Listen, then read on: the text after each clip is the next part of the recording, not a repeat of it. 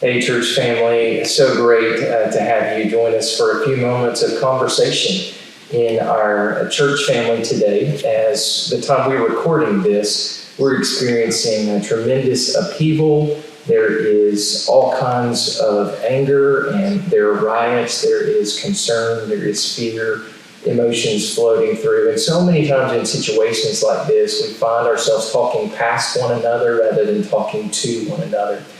And so Terry and I thought it would be a great opportunity today to physically sit at the table, but it's also metaphorical as well, to listen to one another and understand our various perspectives. And as Terry and I have not just been team members, co-workers together for many years, we've been good friends. And for what I've appreciated about our relationship is the ability to be able to just really speak honestly and openly about the things that we observe and the things that we feel and experience. And so I'm thankful, sister, for us to be able to have this conversation today. So. And I'm glad that we are able to do this, because I think this is something that we don't do enough. We talk the talk, but we do not walk the walk. We say all the right cliche-ish things, but they don't mean anything. They don't translate into actionable steps. They don't translate into change. I recently read the letter that King wrote when he was in Birmingham, when he was in jail there. And if I didn't know better, I would think he was writing that letter today. Today. When you take out the word Birmingham, you could put any city in America, and it would still be true today. And so if you've not read it, or if it's been a minute since you have, I would encourage you to go back and read that letter. And what it addresses is being silent is not okay. For you to say, I stand with, my black brothers and sisters, it's not enough. Being silent is deafening. And so what does that translate into? It means doing this, sitting at the table and saying, I don't know, I don't understand, can you help me? But just speaking up when, a Floyd situation happens, and, a Ahmaud Arbery situation happens, or whatever. Those things happen every single day, and it's something that in my home that we're mindful of, and we have conversations about it. But in white households, do you tell your sons and your daughters, when they get ready to get in the car, okay, I want you to make sure, if a cop pulls you over, hands on the steering wheel, don't move until he's right there and he's telling you what to do. If it's late at night, and when you do get pulled over, because it's going to happen, because it has happened. Just for the fact that you're a certain skin color, or because you were driving in a certain neighborhood. Do you fear for that? Do you have those conversations with your kids? And I think that's where it's like being honest with ourselves, that there is a privilege. Yeah, I said it, there is a privilege. So what are conversations like with you all? Yeah, I think in so many ways, for my generation, and that's what I'll speak to, is having grown up in a public school that was 50-50 black and white here in Montgomery in the civil rights. I think I was so oblivious to so many things happening. I know you and I have had the opportunity to walk through the civil rights monuments downtown together. And I'm constantly like, man, I had no clue. Like, I was totally oblivious to so many things, even though I had multiple Alabama histories and the field trips downtown, that I was blind to so many things that happen in our backyard. And I think for me, getting into places like the Rosa Parks Museum, the Equal Justice Initiative, is a learning opportunity. And I think so many of us that have lived through 8 years of a black president, we want to feel like, shouldn't we be past this already? But yet clearly we're not. Clearly there are things that we've kind of pushed to the side or ignored. And so I think, at least in my life, to continue to listen and learn from the other perspective. And I want to be a good listener. And so one of the things that I want to do is read people of color. I started doing that recently to say, there's a perspective that I don't have. that I need. And so whether it be going to museums, whether it be conversations with my black friends, being a listener in a posture of learning and trying to empathize with a situation that you're right, I've never had to experience the fear of when a child gets in a car in a certain neighborhood. I'm glad you brought up about the silence and walking with and taking action. I was thinking about Clifford and Virginia Durr in the civil rights movement, who, as the white frontline civil rights activists, that they were on the lines. They just didn't talk a game, but they walked at the front of the picket lines. They received death threats. They had the FBI investigate them, and yet they made a huge difference. But they were the minority in the white community in terms of advocating for justice. So what do you think in terms of, from a white perspective, what can we do to continue to advocate for not just a Facebook post that says, whatever, moving beyond just statements, but what would encourage you to see the white community in terms of specific tangible action? I think one thing that is important is educating, yourself and your children.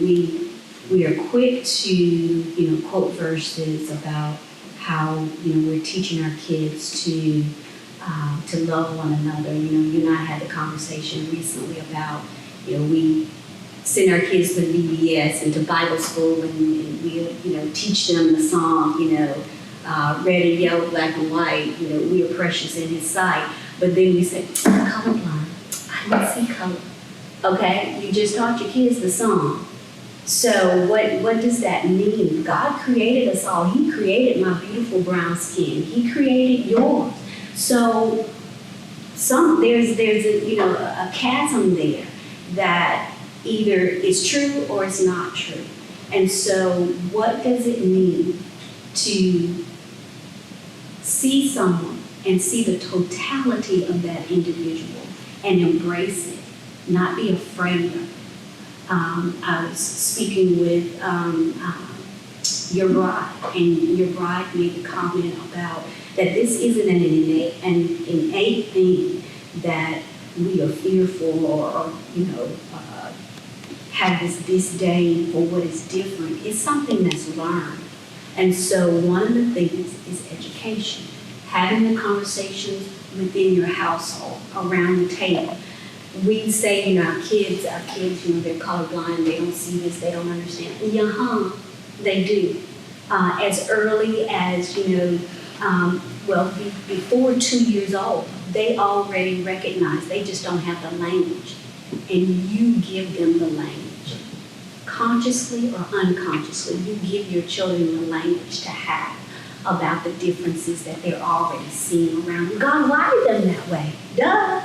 So He wired them to see and to recognize everything that's beautiful that He created.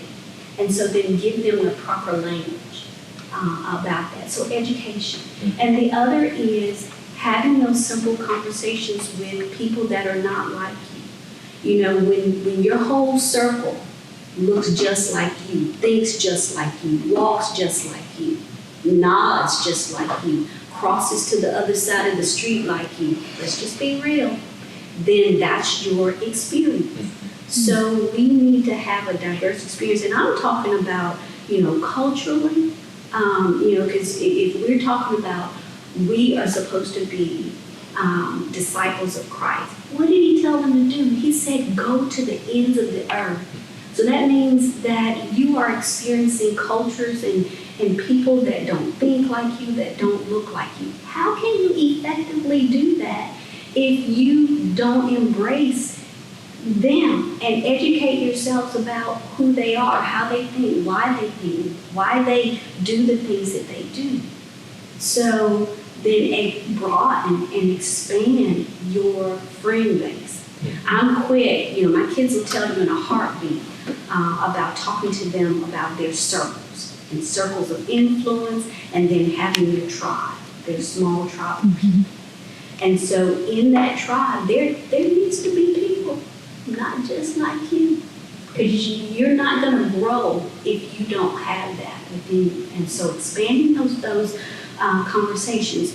You know, we live in neighborhoods now that are diverse, and some have neighbors, from other parts of the world, and you may have an African American neighbor or whatever. How often do you exchange words with them? This would be a great opportunity for you to, have that conversation. Hey man, how do you process in all of this? What are your thoughts? Right. So not being afraid to ask. I'm not saying anybody has the answers. And let me say this is a full disclaimer. I do not sit here and profess to speak for every African American person there is, because my experience is not theirs. I know what my experience has been. I know what my family's experience has been, and I can speak from that. And so when I speak, don't say Terry speaking for the black people. I'm speaking from the experience of a black woman. A couple of things you brought up there. I think Amanda and I want our children to see it is normal for us to have people of other races, and not just black, but brown and Chinese and whatever, Turkish. We've had church leaders from all over the world, because we tend to be afraid of what we don't know. Yeah. And I think by having people at our dinner table from around the world, that I want our kids to see it is normal. It is kingdom. It is Jesus for us to have diversity at the table. And that comes by education. And I think, in regards to your neighbors, here we are in Elmore County, which when you visit the Lynching Museum downtown, does not have a spotless history when it comes to black-white relationships. In fact, I took a picture of the Elmore County plate to remind myself of, if we're going to build a diverse church in this community, it will only be by the Holy Spirit of God and with intentionality to bridge those gaps. And I do want, here at Emerald Mountain, I want my black neighbors to know I don't just tolerate, I love them. And they are part of my community, they're part of my family, and I want them to feel that. I want to embrace, and I want to learn. And when moments of injustice happen, I know some of our own members have talked about being shunned because of the color of their skin right here in our own neighborhoods. Man, I want my heart to break. I want to get upset about that when somebody in my church is treated in a way, or anybody in my community is treated in a way that's less than because of their skin, and be vocal about that. Yeah, I agree wholeheartedly. And it's, I had someone make a comment about, assimilation into environments, that it is the norm for most, black people of color, really, to assimilate. And assimilate is not even a word, because we move within the white community out of necessity in a lot of cases, because historically, and I'm talking economic, systemic racism at this point, that you had to follow where the opportunities were, and generally they were in the Caucasian environment. And so for me and my children, and even my nieces and nephews who have children now, are still the onlys in those environments and moving in and out. And we have those thoughts of, how will I be treated? How will they be treated? Is it okay to leave my child here? I'll speak from my own experience, and I know that I'm on closer to the civil rights end of it, but it still happens today, because I can give you examples from there. But I'm just going to speak to me right now. Growing up, going to school, and being the only, it was okay. I was kind of accepted because I was a brighter skin. And that's a whole other conversation about the color of the spectrum in the black community, because we have, been divided amongst ourselves as a ploy to keep us from being united as a whole from the white community. And because, and that stems back to slavery.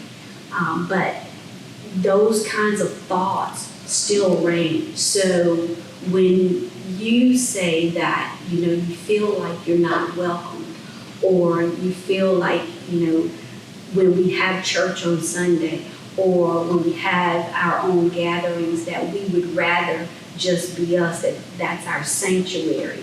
No, that's not necessarily it. It's just that for the most part, and again, I'm not saying all white people, but are afraid to come into that environment. But yet, if your eyes are open and you look, how often do you see a person of color being the only person of color in that environment? And that's when it becomes safe to say, well, I don't see color. Yeah. Because you don't have to, because everybody else in the room looks like. Well, and I think from my own experience here, growing up in Montgomery, Alabama, I could not have told you until like the last couple of years that I ever went into an all-black church environment. And that's sad to me. I realized I haven't been on the other side, to be in that position that you're talking about. And I'm grateful in the last couple of years I've had some of those experiences, because I go into those with learning opportunities. What does it feel like to be on the other side of that? And I've said here at our church, and our sister Cassandra Williams invited me to participate in her sister's funeral, and to go into a church environment I'd never been in before. And it feels awkward. I feel uncertain. What am I supposed to do? How do I react? But then yet to be embraced, to be loved, and to walk away going, I have a little bit better understanding, not a perfect, but a little bit better understanding of what my black friends experience when they come into a white church. And so that's part of that learning and getting out of our comfort zones. As we watch the news right now, maybe on the white perspective, there is a desire to engage in conversation or to be a voice for justice, but sometimes not know what to say. So from the black perspective, what is something that's helpful, and maybe what's something that's unhelpful? Yeah. I think, again, I go back to knowing history, because I've seen some of the comments in terms of denouncing the riots, and I am not condoning the riots and all the negative that comes out of that, but you got to understand where it comes from. When you silence an individual for so long that they try the things, and let me pause for a moment, because I think this is a good opportunity to go back to Colin Kaepernick when he took a knee for a stand that he had. He was not disrespecting the flag, he was actually honoring what the flag is supposed to stand for. And that was not happening for my brothers and sisters. But because there was not an immediate incident in front of the media about a George Floyd or, Ahmaud Arbery, we couldn't make, our Christian brothers and sisters couldn't make, the connect. But yet we could call him an SOB or all of these other negative things. But now it's, you see people kneeling, taking that stance, because they're beginning to make that connect. And so understanding, what does Proverbs tell us so often? The fool rushes in, and then even before he speaks, he is known for who he is. Y'all, just observe, just listen for a moment and educate yourselves. You talked about, you were unaware because, and you had taken these classes in school. Well, what classes did you take? That's right. What version did you get? Yeah. And until we open ourselves to the totality of what our history is. Mm-hmm. So again, I go back to the education. You know, I'm a reader. And I would encourage my brothers and sisters, and I'm talking brothers and sisters in Christ, Yeah. to read, and then again to ask the question. Not be afraid to ask the question. Don't condemn somebody before you know where they're coming from. Yeah. And I love that. And I love the way that you said it earlier to say, how are you processing? And I was even talking to one of our Black members last night, and in fact, he used that exact word. How are you processing what you're seeing and what's on your heart? And then just listen to see, where are there anxieties? Where are there fears? Where are there things from the past that are now kind of coming to the surface again? And where are there places or opportunities to really be what Jesus cast a vision for? And I think, man, how in Elmore County, what would it say about the kingdom of God for a diverse church in the middle of a place where so much systemic racism has happened here in the South and the cradle of the civil rights movement? For a diverse church to live in our community and make a statement for what Jesus envisioned, the way he hung out with people who were not Jewish. And he faced incredible opposition for that. And I think so many times we don't understand what Jesus was really standing against and take it as a part of our faith. This isn't just an American cultural thing. This is, as a Jesus follower, come on now. There's a responsibility as a follower of Jesus to step out, even when there's going to be persecution and fear, to say, I'm not going to just go along with the flow, but I'm going to make a choice with Jesus as Lord. And that's what I'm talking about. That's history. And so if we're opening up the Bible here, you got to understand that these aren't just little cute, concise little stories about, the adventures of Jesus. Mm-hmm. No, Jesus was in Genesis. He was there. And so he's gone through all of those experiences. So you got to understand, we say, we're the New Testament church. But you got to understand history, the foundation of what allowed the New Testament church to sit on a rock. Come on now. Mm-hmm. Good. So you have to know from which you came so you don't repeat the same thing.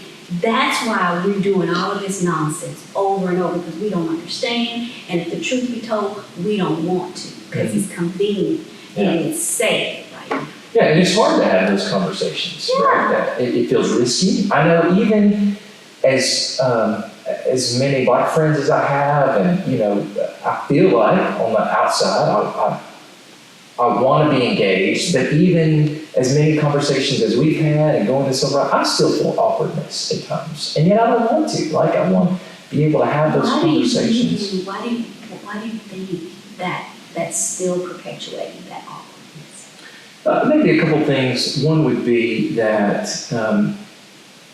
we see a variety of perspectives, and maybe you feel like, am I going to step into somebody's anger? And going to receive the brunt of that, or am I going to step into a place of peace and conversation? So some of that is just fear in general, and I think some of it is we don't know how to have the conversation. We don't know even the right questions to ask, and so I think that's why how you're processing this is because it leaves the door open for whatever that person may be experiencing, and I think finally that.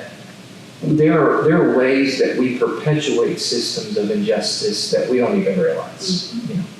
That I'm a part of systems that I'm completely oblivious to because they're my norm. And so by being a learner, by listening to your perspective, so many times you've been able to say to me, I think you were one of the earliest ones who said into my life, we have to have these conversations with our children that white people generally don't have. And that was such an eye-opening moment for me. And so I think when I have taken that leap of faith, when we have had those conversations, then I can go, I really don't have a clue what it's like. But I need to open my eyes. And I pretty sure I do speak for African Americans when I say we're not asking for you to feel guilty.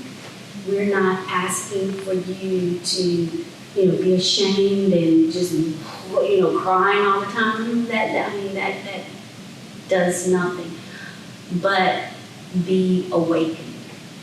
And then say, okay, now that I'm woke, what am I going to do and what am I going to be on the other side of this awakening? And that's all, and I ask that of my children, of myself. Yeah. That's my conversation with God every morning. Okay, God, I screwed this up yesterday. I realize it now, so help me to do and to be better today. That's all it is to have an awareness of what it looks like. A good friend of mine had a conversation with her about, I want you to notice some things. When you walk into a store, when you see commercials, all of these things, I want you to notice the little things.